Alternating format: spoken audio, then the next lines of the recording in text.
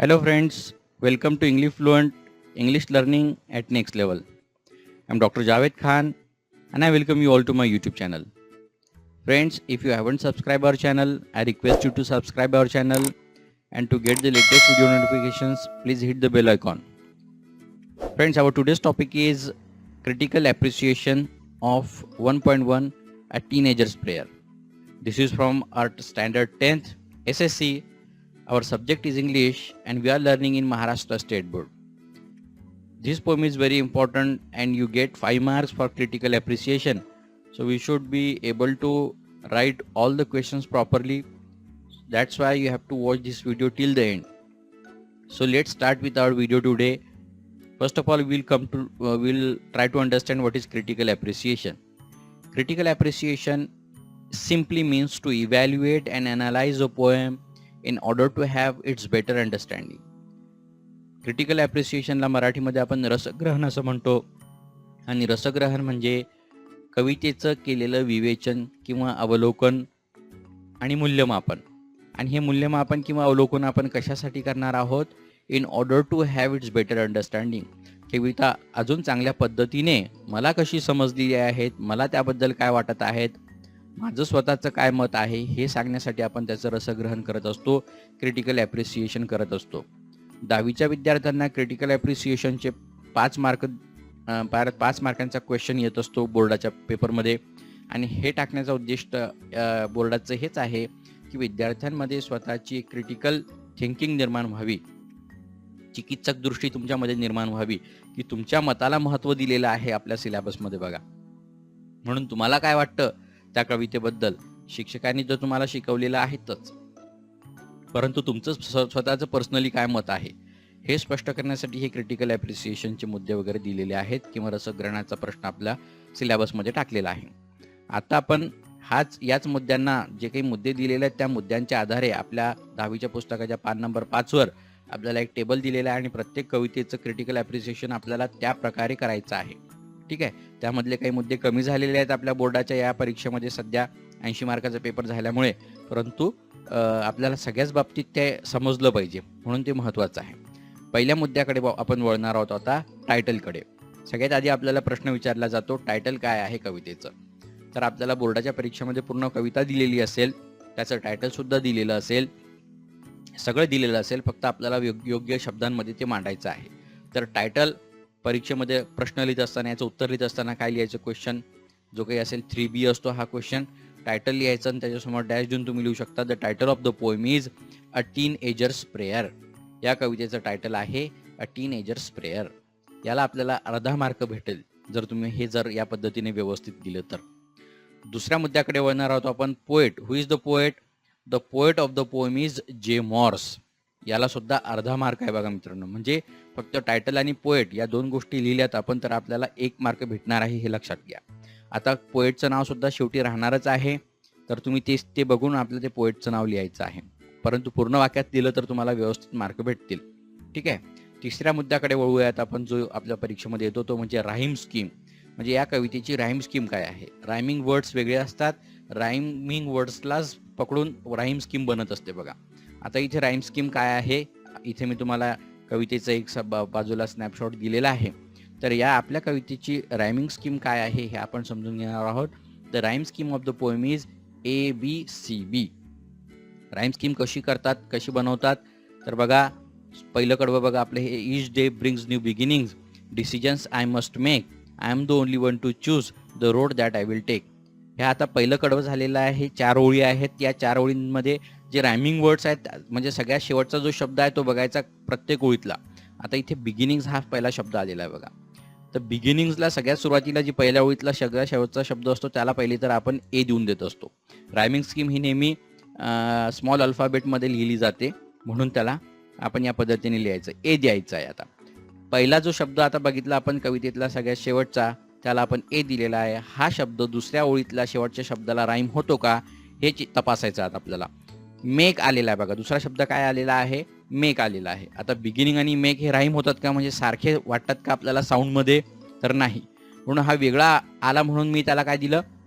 Alphabetic लेटरमधलं समोरचा शब्द देतोय मी, त्याला बी दिलं. ठीक आहे. आता मी तिसऱ्या शब्दाकडे वळणार आहे. तो मी बघेल की वरच्या 2 शब्दांना तो राईम करतो का. तिसऱ्या ओळीतला सगळ्यात शेवटचा शब्द आहे चूज. हा मेक आणि बिगिनिंग्ज यांना राईम करतोय का, तर बिलकुलच नाही करत आहे. म्हणून मी याला पुन्हा नवीन शब्द देईल. आता अक्षर देईल अल्फाबेटिक लेटर मधलं, ते म्हणजे सी. झालं. ABC इथपर्यंत आलो आपण. आता चौथा शब्द बघायचा आपल्याला. चौथ्या ओळीतला सगळ्यात शेवटचा शब्द आहे टेक. आता हा तपासायचा आहे आपल्याला, वरच्या 3 शब्दांना तो राईम होतो का. तर चूजला होत नाही, मेकला होतो बघा. मेक, टेक सारखे साऊंडिंग शब्द आहेत, सारखा साऊंड निघतोय, म्हणून मेकला हा टेक राईम होतोय बघा. म्हणून आपण मेकला जो बी दिलेला आहे तोच आपल्याला टेकला सुद्धा द्यायचा आहे. ठीक आहे. असं झालं ABCB ही आपली रायमिंग स्कीम. या पद्धतीने रायमिंग स्कीम लिहित असतात. पहिल्या कडव्याची जी असते ती दुसऱ्या कडव्याची वगैरे असते. कडवं मोठं असेल तर ही रायमिंग स्कीम मोठी होत जाते, मग समोर ABCDE पर्यंत जाते, F पर्यंत सुद्धा जाऊ शकते. तर या पद्धतीने ही राईम स्कीम आपल्याला लिहायची असते. पुढच्या कडवा ते तुमच्या रेफरन्ससाठी दिलेला आहे म्हणून आहे. तर या पद्धतीने आपल्याला राईम स्कीम लिहायची आहे, लक्षात असू द्या. पुढच्या मुद्द्याकडे वळणार आहोत आपण. थीम और सेंट्रल आयडिया याला 2 मार्क दिलेले असतात. राईम स्कीमला आपण बघितलं तर राईम स्कीमला आपल्याला 1 मार्क दिला जातो, हे लक्षात असू द्या.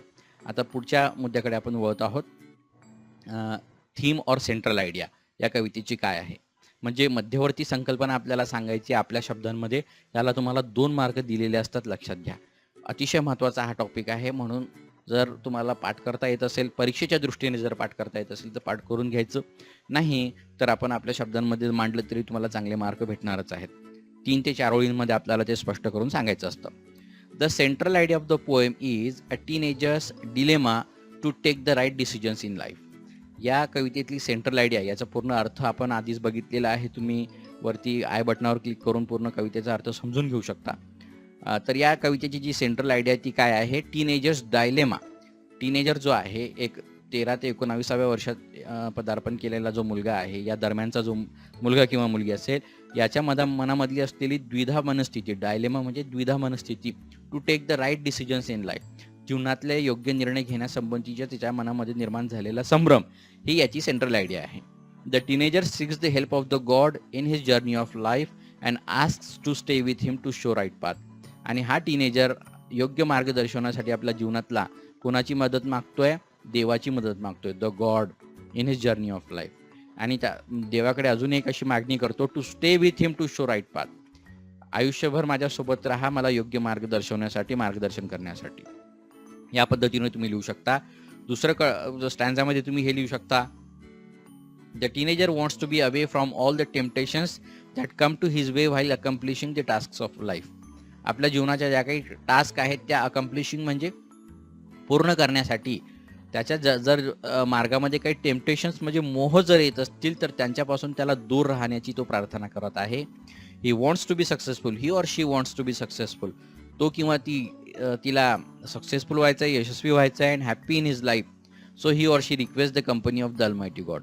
म्हणून तो जो टीनेजर व्यक्ती आहे, जी मुलगा किंवा मुलगी असेल, ती हेल्प सीक करत आहे, प्रार्थना करत आहे देवाकडे की तू माझी मदत कर, मला योग्य मार्ग दाखव म्हणून.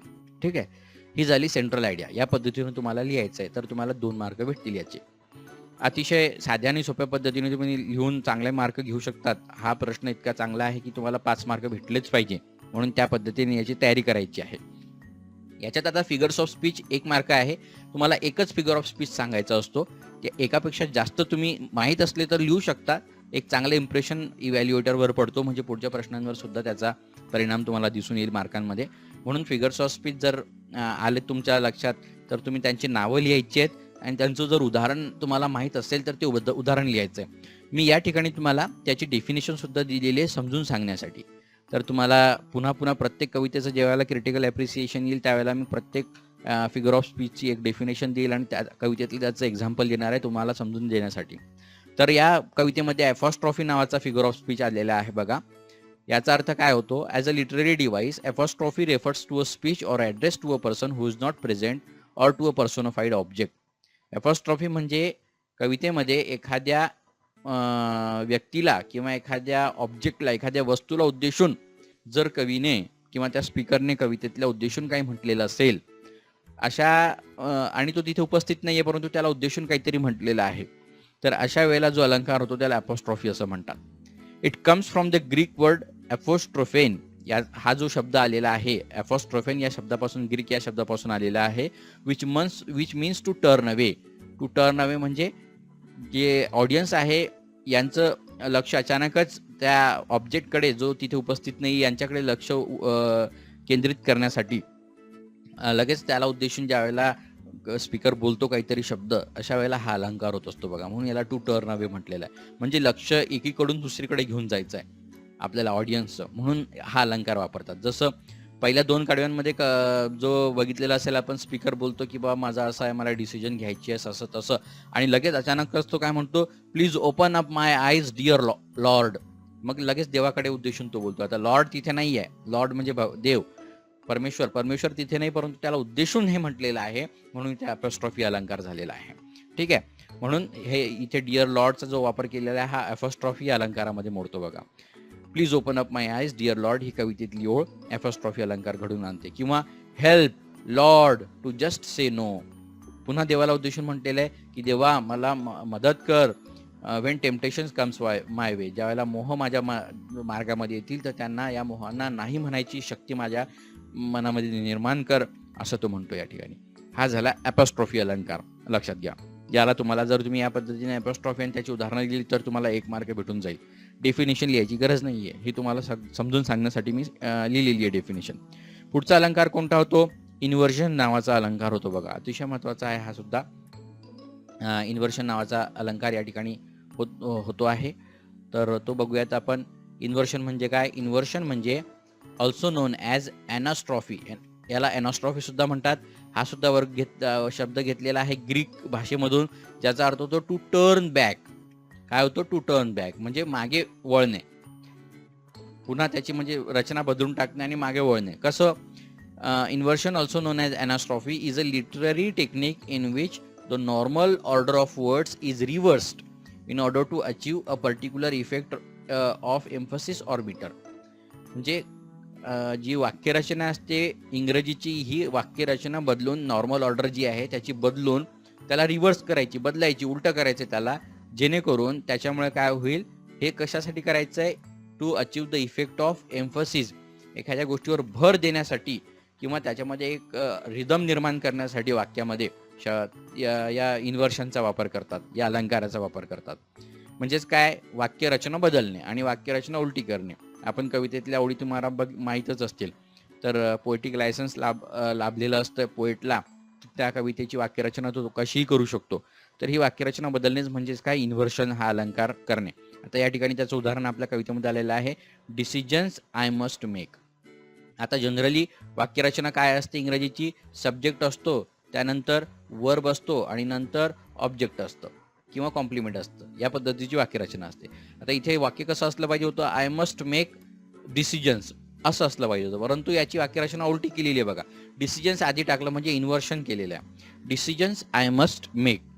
म्हणून ह्या वाक्यरचनेच्या बदलामुळे इथे एक म्युझिक निर्माण होते. मेक आणि टेक आपण बघितलेलं आहे की ते राईम घडवून आणण्यासाठी ही वाक्यरचना बदललेली आहे. To for the effect of metre or emphasis, आणि डिसिजन्स या शब्दावर एम्फसिस करण्यासाठी अशी वाक्यरचना वापरलेली आहे कवीने. म्हणून इथे अलंकार होतो इन्व्हर्शन, लक्षात असू द्या. ठीक आहे, समोर बघणार आहोत आपण पुढचा अलंकार कोणता आहे, तो मेटाफर. हा अतिशय महत्त्वाचा असा अलंकार आपल्या या कवितेमध्ये आलेला आहे. याचा अर्थ आता आपण समजून घेणार आहोत. मेटाफर म्हणजे काय? मराठीमध्ये याला रूपक अलंकार असं सुद्धा म्हणतात. A metaphor is a figure of speech that makes a comparison. दोन वस्तूंमध्ये, दोन गोष्टींमध्ये कंपॅरिझन म्हणजे तुलना करण्यासाठी हा अलंकार वापरतात. Between two unlike things. दोन सारख्या नसलेल्या गोष्टींमध्ये केलेला हे कंपॅरिझन असतं. As a literary device, metaphor creates implicit comparison without the express use of like or as. आणि मेटाफरमध्ये कंपॅरिझन, तुलना केली जाते, परंतु लाईक किंवा ॲज या शब्दांचा वापर त्यामध्ये केला जात नाही. जसं सिमिली, उपमा अलंकारामध्ये हा याच्यासारखा शूरवीर आहे असं जेव्हा म्हणतो आपण, like he is brave like lion असं ज्यावेळेला आपण म्हणतो, त्यावेळेला इथे उपमा अलंकार झालेला आहे. तो त्याच्यासारखा असा शब्द वापरलेला आहे, तर इथे उपमा अलंकार होतो. परंतु या मेटाफरमध्ये, रूपक अलंकारामध्ये असे लाईक किंवा ॲज उपमा अलंकारासारखे वापरल्या जात नाहीत. तर काय केलं जातं? Metaphor is a means of asserting तर रूपक अलंकारामध्ये असं सांगितलं जातं that two things are identical in comparison, म्हणजे तुलनेमध्ये या दोन गोष्टी एकच आहेत. आयडेंटिकल म्हणजे एक सारख्याच आहेत, बिलकुल एकच आहेत त्या, म्हणजे त्यांच्यामध्ये अशी तुलना नाही की बाबा याच्यासारखा तो आहे, म्हणजे नाही, तो हाच आहे असं ज्यावेळेला सांगितलं जातं त्यावेळेला अलंकार होतो मेटॅफर. ठीक आहे, जसं बा तो सिंहासारखा शूर आहे असं ज्या वेळेला मी म्हणतोय, परंतु असंच वाक्य मी वेगळ्या पद्धतीने मेटाफरमध्ये म्हणायचं असेल तर मी कसं म्हणेल की तो सिंह आहे, म्हणजे एखाद्या व्यक्तीला मी डायरेक्टली सिंहच बनवून टाकलं, म्हणजे इतकी कंपॅरिझन, म्हणजे दोघांमध्ये इतके साधर्म्य आहे की तो सिंहच आहे. तर अशा वापराला मेटाफर रूपक अलंकार असं म्हणतात. ठीक आहे, तर कवितेमध्ये कोणते उदाहरणं आलेले आहेत? I can choose to take the road of life. Road of life, आता इथे रोड ऑफ लाईफ म्हणजे जीवनाला कोणाची उपमा दिलेली आहे? रस्त्याची उपमा दिलेली आहे, म्हणजे रस्ताच जीवन म्हणजे काय? रस्ताच आहे. ओके, तर हे कंपॅरिझन या ठिकाणी केलेलं आहे. दुसरं आपण हे आपल्या कवितेमध्ये आलेलं उदाहरण आहे. याच्या व्यतिरिक्त एक उदाहरण मी तुम्हाला देतोय, हे आपल्या कवितेमधले नाही आहे, तुम्हाला समजून येण्यासाठी, की लव्ह इज अ बॅटलफील्ड, की जीवन काय आहे? एक बॅटलफील्ड आहे. जीवन एक बॅटलफील्ड आहे असं या ठिकाणी म्हटलेलं आहे, की लव्ह इज अ बॅटलफील्ड, किंवा प्रेम काय आहे? तर एक युद्धभूमी आहे. म्हणजे प्रेमाची आणि बॅटलफील्डची डायरेक्टली कंपॅरिझन केलेलं आहे. टाइम इज मनी, वेळ काय आहे? पैसा आहे, म्हणून वेळाचं महत्त्व जाणून घ्या असं इथे सांगितलेलं आहे. पुढे आपण बघणार आहोत चौथा अलंकार जो झालेला आहे इथे, तो आहे ॲलिट्रेशनचा. ॲलिट्रेशन इज अनुप्रास अलंकार ज्याला म्हणतात. ॲलिट्रेशन इज डिराइव्ड फ्रॉम लॅटिन्स लॅटिरा. लॅटिरा या शब्दापासून याची निर्मिती झालेली आहे. It means letters of alphabet, म्हणजे याचा अर्थ काय होतो? लॅटिराचा अर्थ होतो लेटर्स ऑफ अल्फाबेट, अल्फाबेट मधले अक्षर जे आहेत त्याचा असा अर्थ होतो. आणि it is a poetic device in which a number of words having the same first consonant sound occur close together in a series. आणि यामध्ये कसा अलंकार होतो, किंवा जे काही कॉन्सोनंट साऊंड असतात, व्यंजनं असतात, ते एका पाठोपाठ शब्दांमध्ये लाईनमध्ये येत असतात, तेव्हा हा अलंकार घडून येतो. आता इथे त्याचं उदाहरण दिलेलं आहे, travel down the darken road. आता इथे डी जो कॉन्सोनंट आहे बघा, एका पाठोपाठ आलेले आहेत, तर या ठिकाणी अलंकार झाला alliteration. That life is lived its very best. ल साऊंड इथे आलेला आहे, हा कॉन्सोनंट इथे वापरलेला आहे पुन्हा पुन्हा, लाईफ इज लिव्ड, म्हणून इथे ॲलिट्रेशन हा अलंकार झालेला आहे. ठीक आहे, अशा पद्धतीने हे झाले अलंकार. यांना तुम्हाला कोणताही एक लिहिलं तर 1 मार्क भेटणार आहे, लक्षात असू द्या. आता आपण कवितेतले स्पेशल फीचर्स बघणार आहोत, की कवितेमध्ये काय स्पेशल फीचर्स आहेत, ज्यामध्ये आपल्याला type of the poem, language कशी आहे, स्टाईल कशी आहे कवितेची, टोन काय आहे, इम्प्लाइड मिनिंग काय आहे, हे सगळं सांगायचं असतं. तर स्पेशल फीचर्स आहेत. This poem is full of optimism. आशावाद स्पष्ट करते. Where a teenager wants to live a successful life with the kind guidance of the almighty God. देवाच्या मार्गदर्शनानुसार हा मुलगा जो काही आहे हा जीवन सक्सेसफुल, यशस्वी जीवन जगण्याचा प्रयत्न करतोय. ऑप्टिमिझम दाखवलेलं आहे याच्यामध्ये, आशावाद, म्हणजे आपण टोन काय आहे याचा आशावादी टोन आहे असं सांगण्याचा प्रयत्न करतोय. The simple language and use of apostrophe and metaphor makes this poem easy to understand. या कवितेची लँग्वेज ही सोपी आहे. ॲपॉस्ट्रॉफी आणि मेटाफर या अलंकाराचा वापर केल्यामुळे कविता समजण्यास सोपी जाते. The teenager seeks the help of the God to live better life that really is able to connect our lives. आम्ही सुद्धा या कवितेसोबत स्वतःला जोडून घेऊ शकतो जे सांगितलेलं आहे याच्यामध्ये. आणि the rhyme scheme makes this poem rhythmic. आणि या कवितेमधली जी काही राईम स्कीम आहे याच्यामुळे जरा पोएममध्ये रिदम निर्माण झालेला आहे असं मला वाटतं.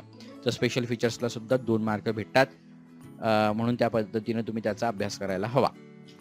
समोरचं बघूयात आपण फेवरेट लाईन. कवितेमध्ये माझी फेवरेट लाईन कोणती आहे? तुम्हाला जी कोणती फेवरेट लाईन आवडत असेल ती तुम्ही लिहू शकता. फक्त कवितेच्या त्या ओळी जरी लिहिल्या तरी तुम्हाला मार्क भेटतील.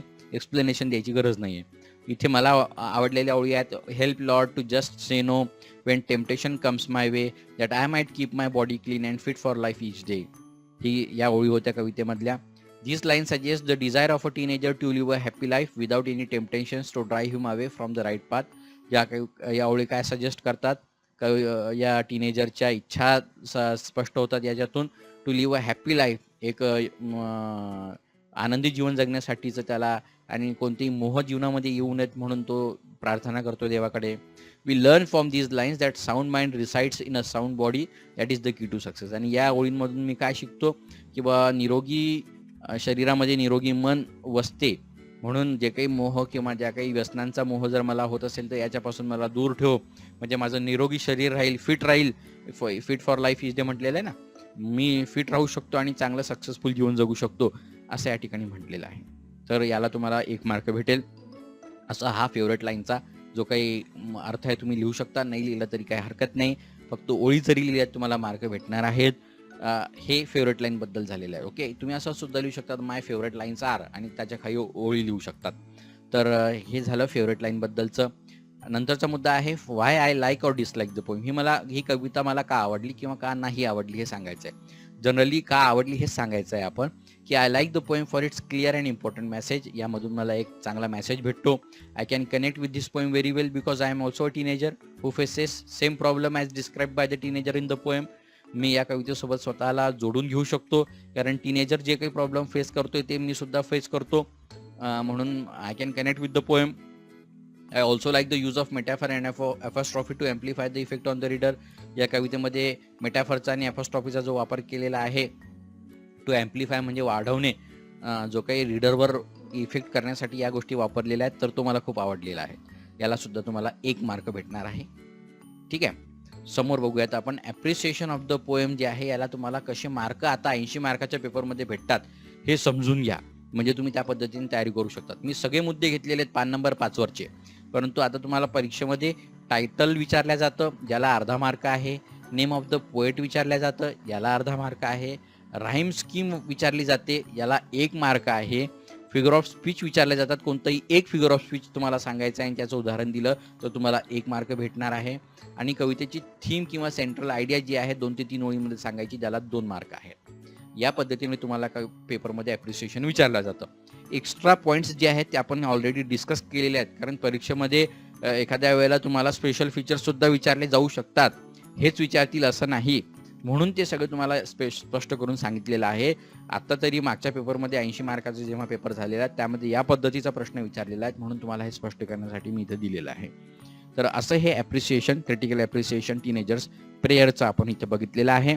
तुम्हाला व्हिडिओ आवडला असेल तर चॅनलला लाईक, शेअर आणि सबस्क्राईब जरूर करा. पूर्ण व्हिडिओ बघितल्याबद्दल मी तुमचा खूप आभारी आहे. इंग्लिश फ्लुएंट चॅनलवर असेच भेट देत राहा आणि नवीन नवीन गोष्टी शिकत राहा. आजच्यासाठी इतकं पुरे. धन्यवाद.